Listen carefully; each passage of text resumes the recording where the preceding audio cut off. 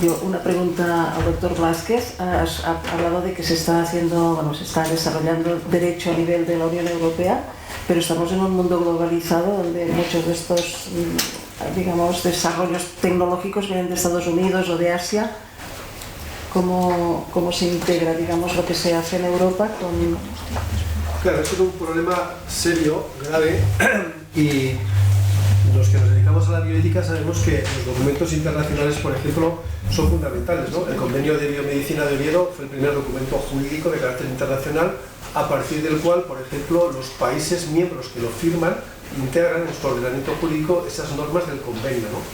Con lo cual, realmente no es fácil, es muy difícil, y más con el momento que vivimos ahora, si me permiten, con las elecciones europeas lo que estamos viendo, ¿no? Es decir, ese movimiento de sí formar parte de la Unión Europea, pero a ser posible que sea soberanismo más que Unión Europea. Con lo cual, claro, ahí vamos al revés, entiendo yo. Entonces, a nivel internacional se suele decir que Europa es buena para regular, pero no tanto para innovar y como para empresarialmente fomentar. Claro, pero es que depende, estamos otra vez en nuestro campo, ¿no? ¿Qué valores ustedes generan? ¿No? ¿Ustedes qué prefieren? ¿Rentabilidad? ¿Productividad? ¿Eficacia? ¿A costa de qué? Bueno, porque si es así, vayamos a China, y en China efectivamente serán muy eficaces, claro, y serán muy innovadores. Y para ello la inteligencia artificial es fundamental para controlar a la población. Porque claro, si hablamos de intimidad, de privacidad, de derechos humanos, estamos hablando de culturas distintas. Entonces yo creo que tenemos la suerte, entiendo yo, de que la Unión Europea, precisamente su carácter fundacional era ese, una especie de valores, unos derechos en los cuales la cultura de los derechos humanos impregne siempre las normativas jurídicas. Y en este caso pasó con el proyecto Genoma que mencioné antes. Con el proyecto Genoma, en su momento, el Parlamento Europeo se sintió muy incapacitado para regular, porque el proyecto Genoma, como sabéis, estaba fundamentalmente promovido en Estados Unidos, y aquí había muchos europarlamentarios que no eran de Alvise y otros parecidos, sino que eran de otros componentes políticos, ideológicos, pero les recordaba todavía Auschwitz. Y por tanto, ¿cómo vamos a hacer nosotros con el tema de regulación aspectos genéticos? Pues habrá que hacerlo. Por tanto, habrá que afrontar esa realidad. ¿Qué quiero decir con esto? Que ahora se vive un momento, no digo que similar, pero vamos, él sí está presente, de nuevo, Ethical Legal Social Implication, siempre.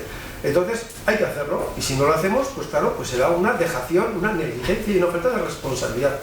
Otra cosa es que se haga bien, mal, mejor, peor.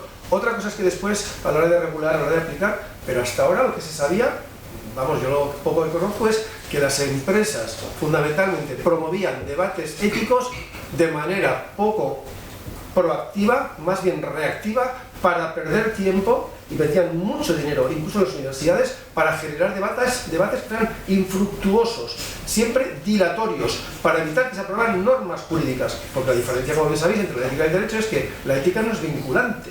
La ética hablamos de principios, de valores, de argumentos, pero no es vinculante, mientras que el derecho penaliza y castiga. Entonces estaban siempre intentando dilatar. Y la Unión Europea por fin ya aprobó una ley que, bueno, no será la panacea, pero probablemente lo que va a permitir es evitar que haya abusos y desmanes, ¿no? Y entonces corregir de alguna manera esas posibles negligencias. ¿Hasta qué punto eso será válido o suficiente? Bueno, pues habrá que estar encima, probablemente, ¿no? ¿Hasta qué punto las empresas de Europa dicen que eso les pone en dificultad respecto a las americanas y las chinas? Claro, porque está pensando solamente en la rentabilidad económica y en sus propios intereses. Y yo permitirme solamente una observación a este respecto. Yo creo que el ámbito de la salud y el de la educación van muy parejos. Yo estoy en el Comité de Bioética del Hospital de Navarra desde hace muchos años, casi 20 años, y veo muchas afinidades, similitudes, y pasa a la universidad. Aquí también hay docentes. La universidad al final, yo suelo decir, la Universidad Pública de Navarra, 10.000 estudiantes, profesores de ética, 3%, no, 3 por 1.000. 3 por 1.000. O sea, o menos incluso. Porque resulta que 10.000 alumnos y de 1.000 profesores estamos, sí, 3 profesores de 1.000 profesores. Es la preocupación que tienen realmente. Porque la gestión va por otro lado. La gestión va, pues primero, por estar donde tengo que estar. Segundo, por tener los apoyos que necesito tener. Tercero, que sean los grupos de interés los que funcionan. Y cuarto, los valores, los principios. Y ese ámbito, pues queda totalmente desdibujado. Y yo creo que en sanidad es un poco parecido, ¿no? Porque como resulta que es jerárquico, puestos políticos, decisiones políticos, en los cuales la administración, la gestión y la economía, pues eso, como decía Habermas, ciencia y técnica como ideología, y si quieren, pues economía más, y el resto, pues bueno, a rezar, a ver si cae. Pero claro, eso es un problema grave, Y luego, claro, afecta a la realidad. Nos encontramos con los hechos y los datos que Juan Carlos comentaba, ¿no? Y vosotros también. Y yo creo que es penoso, realmente, y hay que luchar, hay que pelear. Porque si no, claro, pues entonces no hacemos más que casi como, bueno, no puede ser bueno, es malo per se, además. No es bueno. Eso no es ético, ni estético tan siquiera. Es lo contrario. Me parece negligente, sin más. ¿Alguna pregunta? Yo solo... No, pues, al hilo de lo que dices, no sé, mi interrogante que me suscita es la privacidad. En el fondo, por ejemplo, la sociedad le da importancia a esa intimidad, le da importancia. Yo creo que creemos que la privacidad tiene cierta importancia, cierto valor, pero luego la realidad es que la vendemos de una manera, probablemente porque no entendemos los riesgos, pero la realidad es que aceptamos cookies sin saber un poco qué es lo que está pasando, ¿no? Y la realidad jurídica es que es imposible leerse los contratos de las cookies, ¿no? El otro día que necesitaríamos 76 jornadas laborales para leer todas las cookies que nos proponen. Entonces, ahí no está la ley tampoco, como garante de nuestra intimidad, nuestra privacidad, de alguna manera, y no somos conscientes como sociedad de lo que supone vender nuestros datos y de cómo Internet se construye por nuestros datos. Y si eso, Internet se construye por nuestra inteligencia artificial, los sistemas estos, ya más aún. Entonces, cuando dices, los profesores de ética somos un 3 por 1000, y bueno, en general, un poco, quizás las cuestiones estas no generan tanto interés, ¿no? Pero ¿debemos ser nosotros que gritemos más? ¿O debe ser la sociedad un poco que se entere? O sea, a lo mejor tenemos lo que tenemos que tener. No sé si me explico. ¿Quién es el primero? ¿El profesor de ética que influye a la sociedad y entonces la sociedad responda? ¿O realmente la sociedad es la que debe exigir más profesores de ética? ¿O más regulación y privacidad?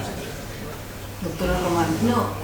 Continuando con esta idea, claro, es que como la tecnología media, como nos ha explicado muy bien Ariel, tendríamos que ser más críticos en distinguir entre interioridad, intimidad y privacidad. Y se lo está llevando todo la privacidad. Pero el origen de todo es el monólogo interior, que también ha sido absolutamente monopolizado por la presencia y asediado, porque cada vez hay menos tiempo de interioridad porque está lleno de invasión externa por la tecnología. Por siempre poniendo un ejemplo, cuando nos esperábamos que nos recibierais a los pacientes, estábamos esperando que nos recibierais y eso era un tiempo de intimidad. En el metro había un tiempo de lectura o de interioridad. Hablas contigo. Ahora está el móvil siempre presente. Con lo cual hay cada vez menos reflexión interna. Y segunda, es cultural todo esto, porque lo que en un tiempo se consideraba intimidad, luego ya no. ¿Cuándo se puede llamar? ¿Cuándo se puede entrar? Que se expone. Byung-Chul Han ha llegado a decir que somos una sociedad con tanta transparencia pornográfica. Y nos hemos quedado con los datos. Claro, pero eso también es una ideología, ¿no? ¿Por qué te vas a la parte más anecdótica y no te vas a la más categorial? Y es la interioridad y la intimidad, que es las relaciones personales profundas contigo mismo y con el exterior, incluso con el mundo si quieres, ¿no? Y creo que eso también podría ser visto como una especie de desviar la mirada hacia otro tema, y eso sí que es una verdadera descapacitación, porque es la pérdida de carácter, de personalidad. Más allá de la sanidad y de la salud, ¿no? Sí. Es un tema importante antropológicamente. Yo, a este respecto, brevemente, solamente quería comentar que fijaros el cambio no tan brusco.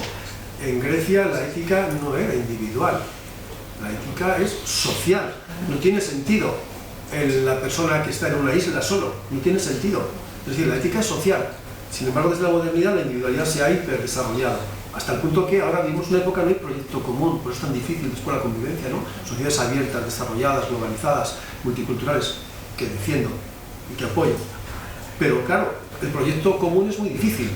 es muy difícil. Habermas lo dice, la ética, no la ética precisamente como un mar de encuentro, pero es una ética además que tiene que construirse, es una ética formal, no es una ética material. No vamos a entrar ahora en disquisiciones, pero yo por contestar a tu pregunta, yo creo que al final, yo les suelo contar a los alumnos, ¿no? Vivimos una época casi como de los romanos. Los romanos, como sabéis, los casos que se declinaban en latín era yo, mí, me, a mí, conmigo, para mí, que se llamaban nominativo, vocativo, acusativo, genitivo, dativo y ablativo. Que traducido en castellano, repito, es eso, yo, mí, me, a mí, conmigo, para mí, y en plural, para los míos. Y en plural de broma, uno decía peridis. Aquí, ¿sabéis qué? Cada uno va a lo suyo, menos yo, que voy a lo mío. Claro, así, malamente, claro, sin interioridad, sin privacidad, sin intimidad o entendida como la subjetividad que inaugura Descartes con el que falsa de donde yo soy, pero claro, pero hemos llegado a un momento en el que es de hiper individualidad, es decir, el resto no existe, no importa para nada, pornografía pura y además la interacción es muy pobre, muy pobre. Yo suelo recomendar, como alguien dirá, pues qué pesimismo, no, yo suelo recomendar, y lo hice el año pasado, el Camino de Santiago. Si alguien tiene alguna duda al respecto, que haga el Camino de Santiago y encontrará respuestas. Interpelo a cualquiera que la haya hecho a que hable mal del Camino de Santiago como un lugar y un espacio de interioridad, de intimidad, de encuentro, de búsqueda, de romper con, de decir no, de estar solo, contigo mismo, en soledad, claro. Sin móvil. ¿Perdón? Sin móvil. Por supuesto, claro. El valor de la discrepancia y no del insulto, ¿no? Es decir, si no eres de los míos, eres el enemigo, ¿no? Entonces antes había eclecticismo, es decir, tus amigos, uno podía ser rockero, otro podía ser tal, podía ser de distinto tipo de condiciones, la cultura del pack. Un pack en el que tú somos del mismo grupo de chat, tenemos una homogeneización tremenda, terrorífica, ¿no? Porque las pantallas son espejos, no son ventanas. Nos han confundido con ese Windows, no. La ventana te da el sol, aromas, olores. Esto transmite lo que tú quieres ver o lo que nos quiere enseñar, ¿no? Entonces esa despersonalización es pavorosa. Para mí, estoy de acuerdo contigo, es el gran riesgo. Yo, si me permitís un comentario, que una de las cosas que surgía en el debate, también yo creo que tiene que ver precisamente, ¿no?, como con la naturaleza de las culturas y sociedades en las que vivimos y si estas pueden tender a, pues eso, ¿no?, un hiperindividualismo que señalabas antes. Y esto lo conectaba con unas cuestiones que planteabas antes sobre los espacios, ¿no?, y la pérdida de los mismos. Y una vinculación de esta pérdida, que entiendo que probablemente por la temporalidad resulte razonable poder pensarlo, pero que yo discreparía un poco en el origen, ¿no?, que decías, ahora los que llegan jóvenes no quieren las sesiones clínicas, no quieren tal, porque están en la inmediatez. Bueno, yo creo que a lo mejor habría que dar un paso atrás, ¿no?, y poder pensar que a lo mejor en nuestra, ¿no?, quizá yendo de lo más cercano a lo más lejano, en nuestros espacios de trabajo se ha perdido, pero no por los jóvenes, en general. No, pero el aislamiento. Diría que tiene que ver más con esas dinámicas generales, ¿no?, de esos espacios y puntos de encuentro donde poder discrepar, donde poder hablar, deliberar, etcétera, ¿no? Y podemos, bueno, no sé si es este fenómeno de la cámara de eco o qué sería, ¿no?, pero que faltarían espacios, pues como puede ser este, que yo creo que hay que poner en valor, o como pudiese ser, bueno, espacios de nuestros puntos de trabajo o espacios en nuestras comunidades, no sé si la comunidad de vecinos o cuál sea esta, ¿no?, pero espacios donde poder juntarnos, donde poder hablar, donde poder discrepar y donde poder poner en común. Y bueno, sería un poco un alegato en pro, pues por un lado tener espacios de interioridad desconectados a la tecnología, ¿no?, hacer el Camino de Santiago sin móvil, pero también a la par que tenemos esto, que no riñe ni mucho menos, ¿no?, y no creo que nadie lo plantee así, sería también poder promover espacios donde pensar con interioridad y donde poder pensar en colectividad, ¿no?, porque si no hay este elemento como dialógico entre esas dos partes, probablemente sigamos profundizando en este elemento hiperindividualista que nos lleva a todos estos otros problemas de los que hablábamos. Y, bueno, y el liderazgo de los médicos, ¿no?, que muchas veces vamos por detrás de todo este desarrollo, ¿no?, es difícil ponerse delante y liderar un poco, tener nuestra propia opinión, ¿no? Bueno, creo que salimos de tiempo, os felicito, muchas gracias.